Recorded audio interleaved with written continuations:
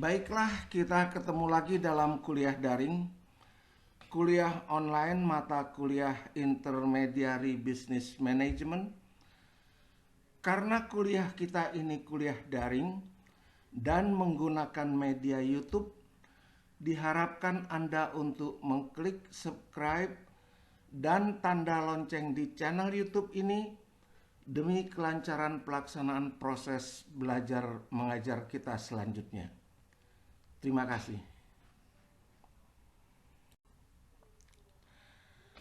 Mata kuliah Intermediary Business Management. Kuliah keempat, pergeseran makna keperantaraan. Perantara di mata orang awam. Dalam pengertian awam, istilah perantara biasanya digunakan untuk menyebut peran tengkulak, maklar, atau calo yang kerap dikonotasikan negatif karena umumnya lebih berorientasi mengambil keuntungan sepihak semata dan hanya memperpanjang rantai distribusi informasi, produk atau jasa yang dalam tinjauan politik ekonomi disebut sebagai perantara predator atau predator intermediaris.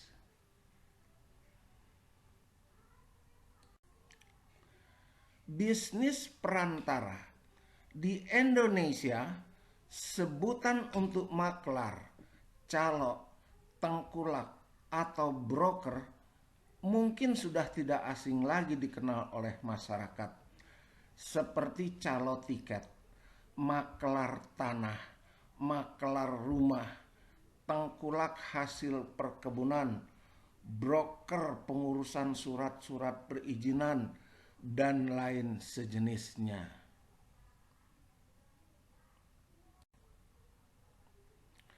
Keempat istilah maklar, calo, tengkulak, broker tersebut hampir mirip pekerjaannya, namun terkadang masih dianggap negatif di kalangan kebanyakan orang karena dianggap hanya mencari keuntungan dalam kesempitan. Namun bila diperhatikan lebih jauh, maklar, calo, tengkulak, atau broker adalah pedagang perantara yang menghubungkan antara pedagang satu dengan yang lainnya dalam hal jual beli atau antara penjual dan pembeli. Pergeseran makna. Seiring perkembangan teknologi, saat ini sudah berkembang bisnis perantara yang menggunakan sistem teknologi informasi. Masyarakat tidak merasa dirugikan, namun merasa terbantu. Perhatikanlah cara kerja Tokopedia, GoFood, Shopee, dan sejenisnya yang sebenarnya menjadi penghubung atau perantara antara penjual dan pembeli, antara produsen dan konsumen. Bisnis perantara modern dalam era disrupsi ini merupakan fenomena ketika masyarakat menggeser aktivitas-aktivitas yang awalnya dilakukan di dunia nyata ke dunia maya. Fenomena ini berkembang pada perubahan pola dunia bisnis, kemunculan transportasi gadget atau daring atau online adalah salah satu dampaknya yang paling populer di Indonesia. Gojek berawal dari layanan transportasi. Sekarang aplikasi Gojek memiliki lebih dari 20 layanan yang menjadi solusi buat tantangan sehari-hari. Berkat itu juga Gojek menjadi salah satu platform teknologi terbesar yang melayani jutaan pengguna di Asia Tenggara dengan mengembangkan 3 super aplikasi untuk customer, untuk mitra driver, dan juga untuk mitra merchant. Grab. Grab sebelumnya dikenal sebagai Grab Taxi, merupakan salah satu platform layanan on demand yang bermarkas di Singapura. Berawal dari layanan transportasi, perusahaan tersebut kini telah mempunyai layanan lain seperti pengantaran makanan dan pembayaran yang bisa diakses lewat aplikasi mobile. Pada awalnya, Grab didirikan di Malaysia sebelum kemudian memindahkan kantor pusat mereka ke Singapura. Saat ini Grab telah beroperasi di Singapura, Indonesia, Malaysia, Thailand, Vietnam, Myanmar, dan Kamboja. Grab merupakan startup dekakorn, sebutan untuk startup yang memiliki valuasi perusahaan sebesar 10 miliar US dollar, pertama di Asia Tenggara. Intermediary bisnis, dua perusahaan yang berkembang pesat yang mampu merubah tatanan fundamental transportasi nasional di Indonesia, merubah kebijakan penetapan tarif regulator, merubah kebijakan sistem transportasi publik yang eksistensinya tidak dapat terhindarkan. Sebenarnya adalah perusahaan yang termasuk intermediary bisnis, bisnis perantara, bisnis yang tidak jauh arti dari calo, maklar, dan broker.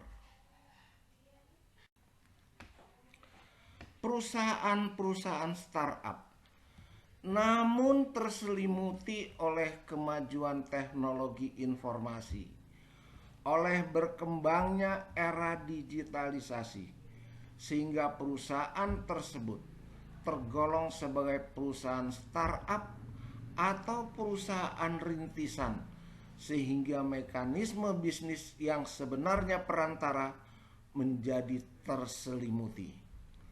Hampir semua perusahaan yang menggunakan jaringan sistem informasi merancang aplikasi startup adalah intermediary bisnis, dan masyarakat umum terbantu karena kehadirannya.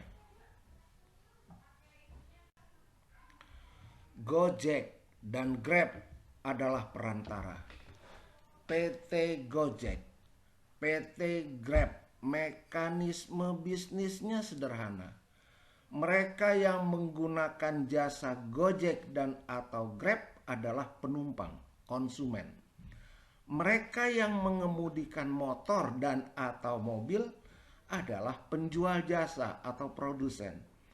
Seharusnya konsumen membayar langsung kepada penjual jasa, driver motor atau driver mobil, tetapi dibayarkan ke Gojek dan atau ke Grab yang menjadi perantara untuk keduanya.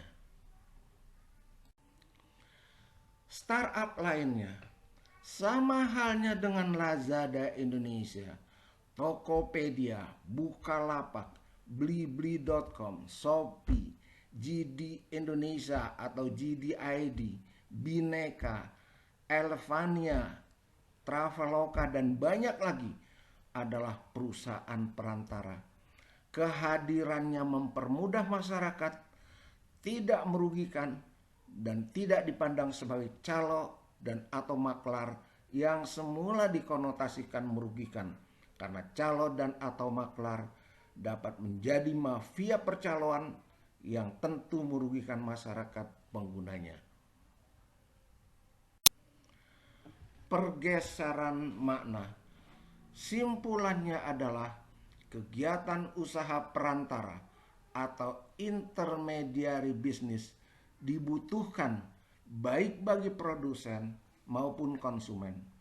Dengan berkembangnya era digitalisasi, perubahan dunia nyata ke dunia maya menjadikan terjadinya pergeseran makna perantara menjadi bisnis startup, platform, dan lain-lain.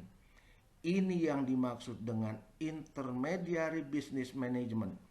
Menata bisnis keperantaraan menjadi lebih pasti. Mari kita menelaah lebih jauh. Facebook, Gojek, Airbnb, dan Uber. Apakah Anda tahu kesamaan antara Facebook, Gojek, Airbnb, dan Uber? Facebook kini sudah menjadi perusahaan media besar tanpa memproduksi konten apapun. Gojek dan Uber adalah perusahaan transportasi besar tanpa memiliki kendaraan. Airbnb adalah perusahaan hospitality tanpa memiliki satupun kamar hotel atau villa. Bisnis perantara adalah bisnis model platform. Banyak yang menyebut fenomena ini sebagai sharing economy. Hal ini dimungkinkan oleh berbagai perusahaan tersebut yang memiliki bisnis model berbasis platform. Apa yang dimaksud dengan platform?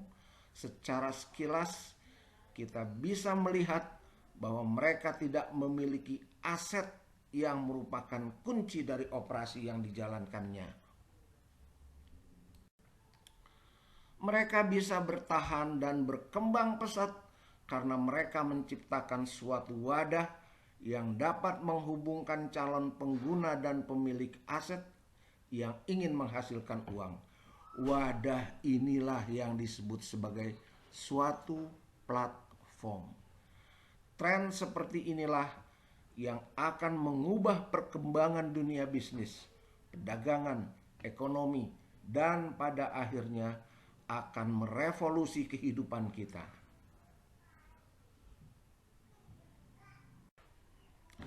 Akhirnya, bisnis perantara menjadi startup dan platform.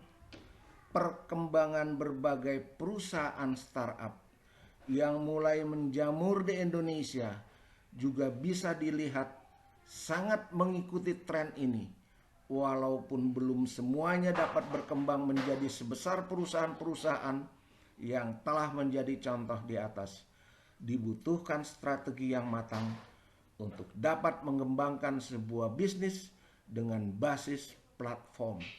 Inilah intermediary business management, menata bisnis keperantaraan.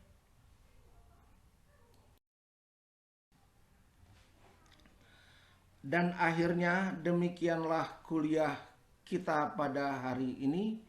Untuk mata kuliah Intermediary Business Management akan kita lanjutkan nanti pada kuliah-kuliah berikutnya. Semoga bermanfaat untuk kita semua. Sekian dan terima kasih. Kalau Anda suka, Anda senang, jangan lupa untuk klik subscribe, klik tanda lonceng, dan share. Sekali lagi terima kasih. Sekian dan terima kasih. Belajar, belajar, belajar, sukses.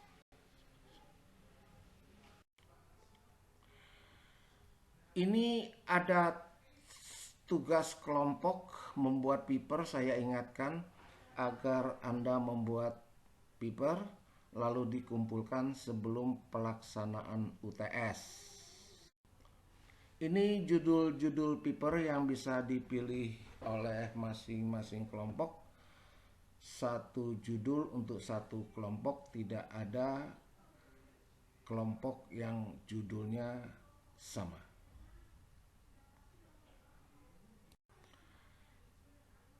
Ini sistematika penulisannya. Anda belajar menyusun penelitian, Anda belajar menyusun laporan penelitian dan menyusun skripsi. Terima kasih. Sampai jumpa pada kesempatan yang lain.